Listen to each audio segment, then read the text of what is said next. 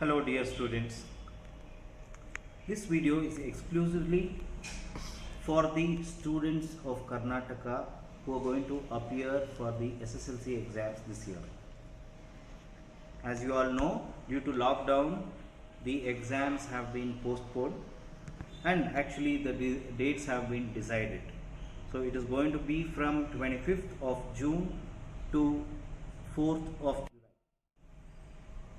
You all would have already be prepared with all the subjects. Now let us see how you can further prepare yourself in the remaining few days. So if we are considering from tomorrow, that is 19th of May, you have 37 days for your exams. Okay, now let us see how you can prepare in an easier way. Okay, so you have 6 subjects. So how you can start preparing is, you can do science and maths every day, and other subjects probably you can split it up among the total number of days.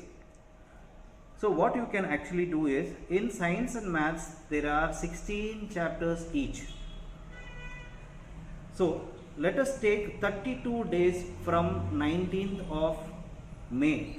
32 days is till 19th of June again. So what happens is, every day you need to study half a chapter of maths and half chapter of science. So in 32 days you will be covering up all the chapters. 16 maths chapters and 16 science chapters you will be covering. And what you can do with the other subjects is, you need to finish each subject in 8 days. For each subject you can allocate yourself 8 days and finish it.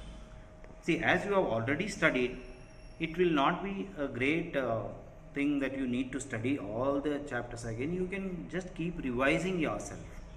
So 8 days for 4 subjects, that is 32 days. Now here half a chapter every day of science and maths, so that will complete all your portions.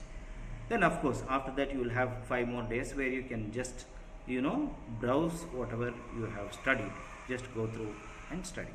Now how you can split these subjects till the based on your timetable, you can go from the last subject you start studying now, so that it will be very easy. That is one of the easiest methods to do.